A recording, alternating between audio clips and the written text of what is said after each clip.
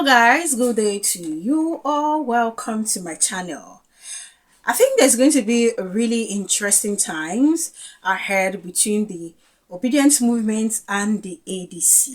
Now, if you recall, there was a meeting of the ADC 2 days ago at the Federal Capital Territory, as reported, with the likes of Malam Nasir El-Rufai, the Atiku Abubakar himself present in that meeting.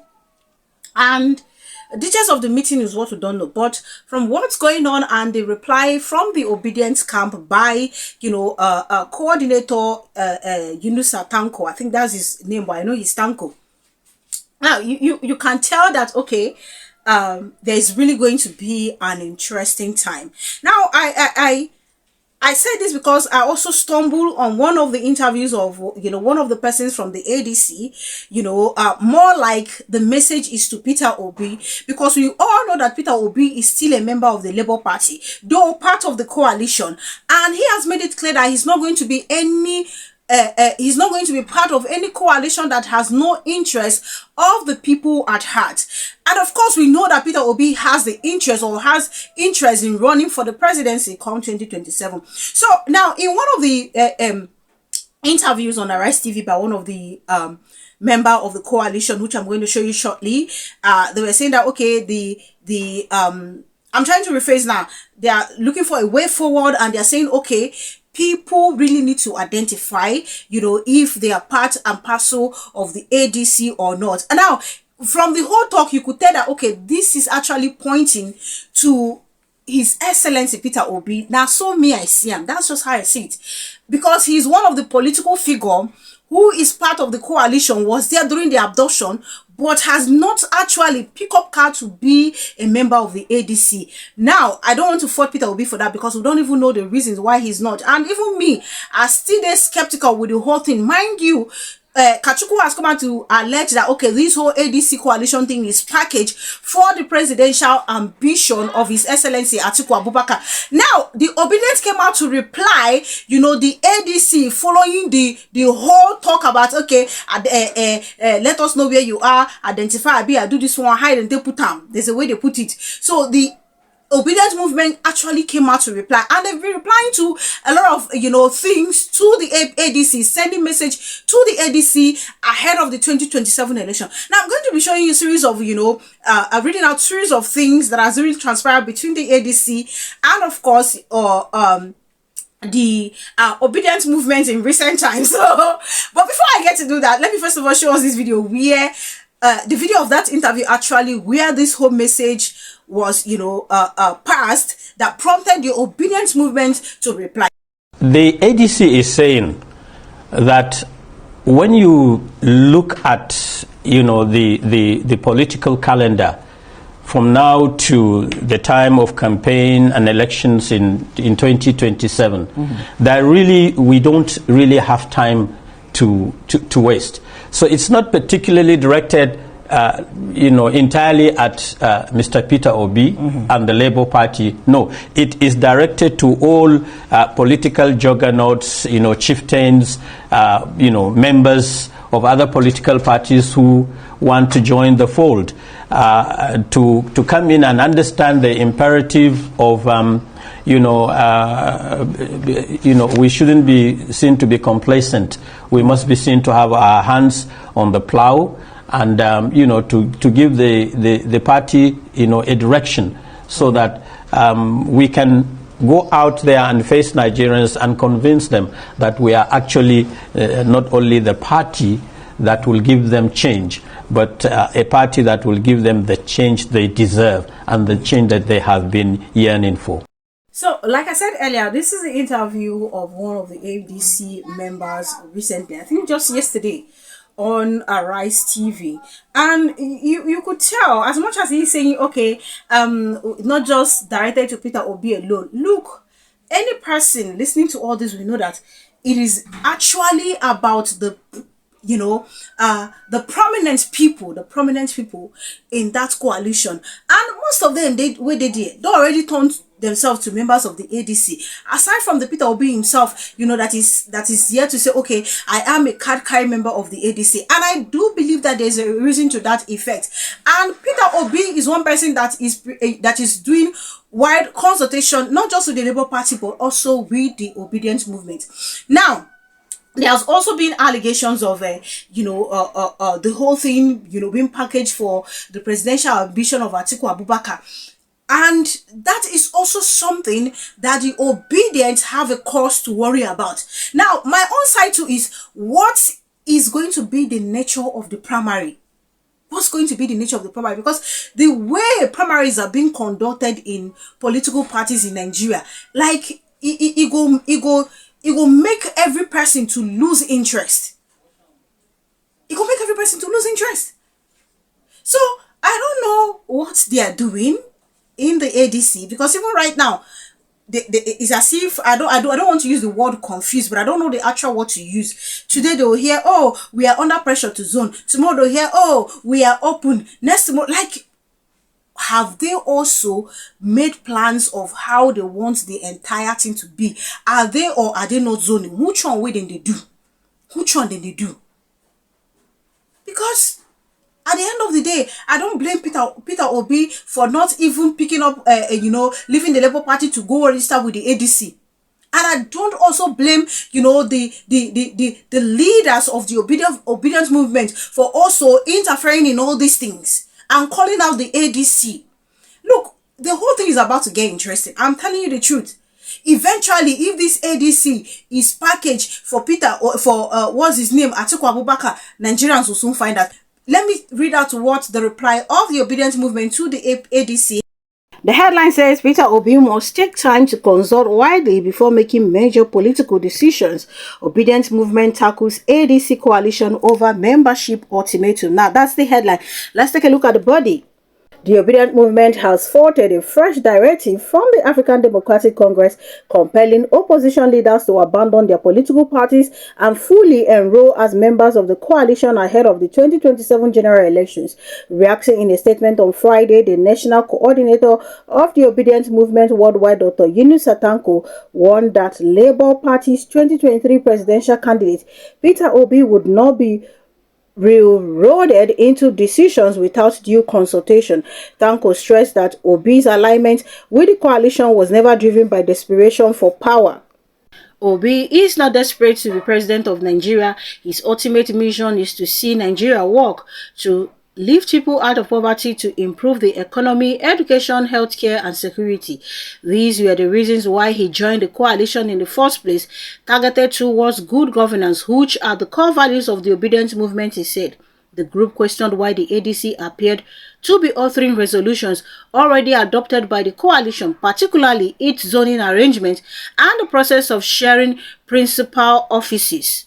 It also maintained that Obi, as a leader with a broad constituency, must consult widely before responding to any ultimatum, he said.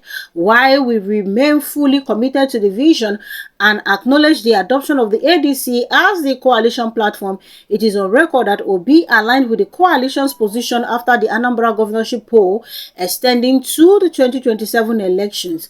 This adoption and pronouncements were made publicly by the party. We are therefore concerned as to why the resolution is now being altered midway through the agreement. Obi, as a leader with a broad constituency, has always taken time to consult widely before making major political decisions. He did so before joining the coalition, and he must also do so before responding to any ultimatum. The ADC, which was unveiled in July as a coalition platform to challenge President Bola Tinubu in 2027, has been struggling to get opposition figures such as Obi, former Kaduna Governor Nasiru El-Rufai, and former Vice President Atiku Abubakar to formally join its ranks. While some politicians have since crossed over, both Obi and El-Rufai have remained in their respective parties despite identifying with the coalition. On Thursday, the National Publicity Secretary of the ADC, Bolaji Abdullahi, reiterated the caucus decision that all coalition members resign from their current parties and register as full ADC members a move dismissed by the APC and PDP as inconsequential. But the Obedient movement has now drawn a line, stressing that Obi would not be stampeded into abandoning the Labour Party for the ADC, especially without clarity on equity, fairness, and zoning within the coalition. Now, here is a headline to the second response of the Obedient to the ADC. It says here, fairness and equity key to secure victory in 2027 elections. Obedient movement warns ADC. The Obedient movement has cautioned the African Democratic Congress against altering its earlier coalition agreement with former Anambra State Governor Mr. Peter Obi, insisting that equity and fairness in zoning will determine the party's strength ahead of the 2027 general elections. In a statement issued Friday and signed by its national coordinator, Dr. Yunus Atanko, the group said it was disturbed by the ultimatum handed to Obi, stressing that he joined the coalition in good faith after wide consultation and public adoption by the party. We are concerned as to why the resolution is now being altered midway into the agreement, the movement declared, recalling that the ADC had publicly adopted Obi's alignment with the coalition after the Anambra governorship poll. The statement added that Obi would consult broadly before responding to the ultimatum and emphasized that the zoning of the presidential ticket and principal offices would play a decisive role in ensuring justice, inclusivity, and nationwide mobilization. Considering that the presidency is currently held by the South, issues of equity and fairness must guide such decisions if the party truly aims to secure victory in the 2027 election, Tanko said. He clarified that Obi was not desperate for political power but remained committed to good governance, poverty reduction, and reforms in education, healthcare, security, and the economy. On one hand, we have the APC planning seriously to destabilize the ADC. On the other hand, we have, people within the ADC, the political power mongers within the ADC also trying to use their hand to destabilize the ADC. Now, I am not faulting people like Malam Nasir El-Rufai or the Peter Obi that has refused, to leave their party and then sign up or as a member of the coalition group. Look, there's a whole lot of stuff surrounding the ADC that one really need to pay attention to. It is not something you can just throw aside, wave it aside. Kachuku here made an accusation that that this thing is actually what they want to use for Atiku's presidential ambition. And then we have also seen that ever since Peter Obi even tried to show interest or say I am part of the coalition, see the intensity of the APC to destabilize, to cause chaos within the party, to the point that some people within the party are saying, oh no, we were not even consulted though, we are not aware of it though, David Mark is not this, not until the court decided to do the needful. If Peter Obi even identify here, that is when you will not see the real trouble in the ADC. You see all this the way they happen here, so he never pick up card or leave Labour Party. You see the wahala way they did. How much more when you don't even do that one? And now why the thing they give wicked sleepless nights? So that's why they want Peter Obi to identify where he belongs. For now, I take it that Peter Obi is still a member of the Labour Party because that's where he's a card-carrying member. The ADC that is talking about this, tomorrow this one, next tomorrow the other one. You are saying it, that they are still maintaining that it is the turn of the South. How come you don't want to zone to the South? Atiku is hinting it every day. His presidential ambition, he voted, this is going to happen. Even when he knows that, this is going to be the turn of the South. Mind you, I am not a fan of this zoning thing. But since that is what is happening here now, in Nigeria currently, the APC don't they use them? What's in they use them? Even the North people say, it is actually the turn of the South. Why don't the ADC zone the thing to the South? Why were they busy initially saying, we are under pressure, we are not zoning this one tomorrow? Like he said, it's been a different thing altogether. And you expect people to not believe that you have packaged this whole thing for Atiku's presidential ambition. Please, somebody should make that make sense to me. What are the terms and conditions. What is the agreement in this whole thing? Una never talk am. So una want make him live in political party, come sign up and become ADC, and then something else, we start seeing the true colors of these individuals. If these people think because Obi, you know, has a group, much more supporters than the Obidient, and if Obi leave the Labour Party, move to the ADC, that irrespective of, you know, who they appoint, that the Obidient will give their vote, I think these people, they have it going all wrong. Because even within the Obidient, when Peter Obi misbehave, the Obidient, they drag him too. So I hope they know that the Obi will not tell the Obidient at the end of the day, okay, since they did not give me a ticket, let's go and vote Atiku Abubakar. I hope they know that that's not going to work.